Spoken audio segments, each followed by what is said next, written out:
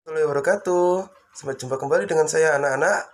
Oke, pada pertemuan kali ini, pada video kali ini kita akan belajar tentang sistem peredaran darah manusia. Nah, sistem peredaran darah manusia terdapat dua, yakni ada jantung sama pembuluh darah. Oke, langsung saja kita masuk dalam alat peredaran manusia, yakni ke yang jantung. Oke, jantung terletak di rongga dada agak sebelah kiri. Nah, jantung berada di dalam rongga berisi cairan yang disebut rongga perikardial. Nah, di dalam jantung juga terdapat cairan. Cairan tersebut biasa disebut rongga perikardial. Lalu, jantung berukuran sebesar genggaman tangan manusia. Oke, jantung berfungsi untuk memompa darah manusia. Nah, selanjutnya bagian-bagian jantung. Yang pertama ada serambi kiri, ada serambi kanan, ada bilik kiri, dan juga ada bilik kanan. Oke, kita masuk dalam fungsi dari serambi kiri. Serambi kiri berfungsi untuk menerima darah dari paru-paru yang kaya oksigen dan membawanya ke bilik kiri. Lalu kita langsung ke fungsi serambi kanan. Fungsi dari serambi kanan yakni menerima darah dari seluruh tubuh yang kaya akan karbon dioksida, kemudian dibawa ke bilik kanan. Lalu kita ke fungsi dari bilik kiri terlebih dahulu. Nah, bilik kiri berfungsi untuk menerima darah dari serambi kiri dan membawanya ke seluruh tubuh. Nah, bilik kiri ini saling bekerjasama dengan serambi kiri, di mana serambi kiri berfungsi untuk menerima darah dari paru-paru, lalu bilik kiri berfungsi untuk menerima darah dari serambi kiri dan membawanya ke seluruh tubuh. Oke, kali ini kita ke bilik kanan. Nah, bilik kanan ini berfungsi menerima darah dari serambi kanan yang membawanya ke paru-paru. Nah, bilik kanan ini juga saling berkaitan dengan serambi kanan, di mana fungsi dari serambi kanan menerima darah dari seluruh tubuh yang kaya akan karbon dioksida, lalu dibawanya ke bilik kanan, dan bilik kanan menerima darah dari serambi kanan dan membawanya ke paru-paru. Oke, itu tadi bagian-bagian dari jantung.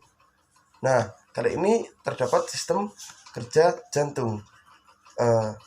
Tugas jantung dalam proses memompa dan memasuk darah ke seluruh tubuh tidaklah sederhana.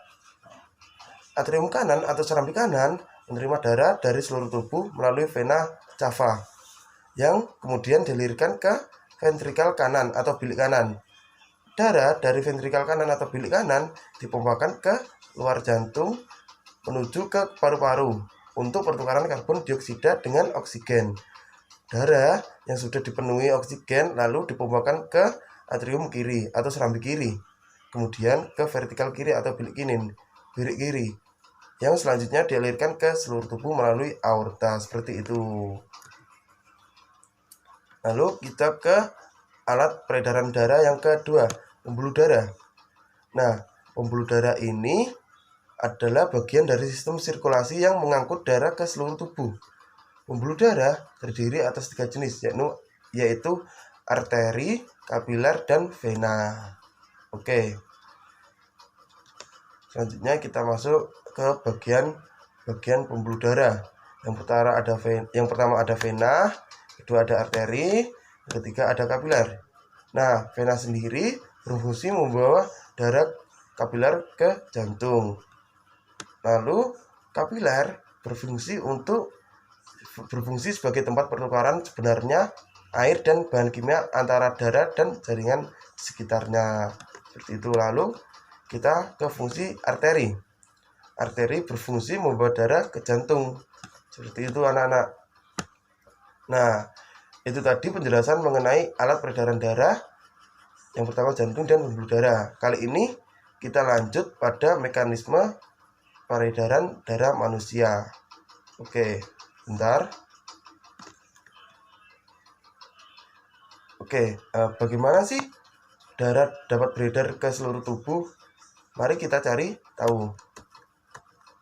Darah dapat beredar ke seluruh tubuh kita melalui sistem peredaran darah. Darah beredar di dalam tubuh kita melalui 2 sistem, peredaran darah, yaitu ada peredaran darah besar dan juga ada peredaran darah kecil. Nah, kali ini kita mulai dari peredaran darah besar. Oke, bentar. Peredaran darah besar.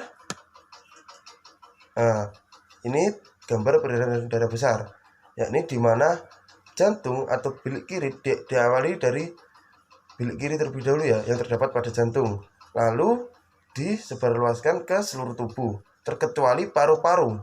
Jadi paru-paru tidak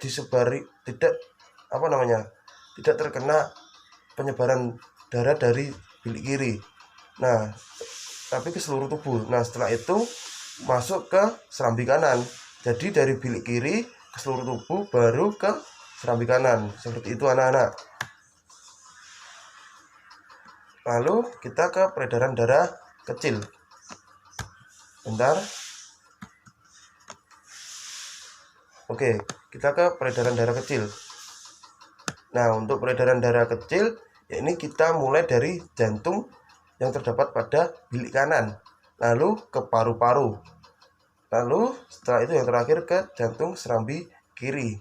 Nah, perbedaan dari peredaran darah besar sama peredaran darah kecil, peredaran darah besar tidak menyebarkan darah ke paru-paru, tetapi ke mana tadi, ayo? Ya, ke seluruh tubuh, betul. Oke. Nah, ini untuk peredaran darah kecil dimulai dari jantung ke paru-paru, baru ke serambi kiri. Bilik kanan, paru-paru, baru ke serambi kiri. Nah, kenapa sih kok peredaran darah kecil harus ke paru-paru dan peredaran darah besar tidak ke paru-paru? Jadi peredaran darah kecil ini itu membawa karbon dioksida yang akan dikeluarkan oleh tubuh. Jadi harus melewati paru-paru terlebih dahulu. Seperti itu. Nah, tadi kan sudah saya jelaskan mengenai sistem peredaran darah, terdapat alat peredaran darah, juga terdapat mekanisme peredaran darah. Seperti itu. Sekarang kalian sudah mengerti mengenai sistem peredaran darah manusia. Dan jangan lupa kalian tetap belajar di rumah ya mengenai materi ini tadi. Nah, mungkin cukup itu yang dapat saya sampaikan. Akhir kata dari saya, assalamualaikum warahmatullahi wabarakatuh.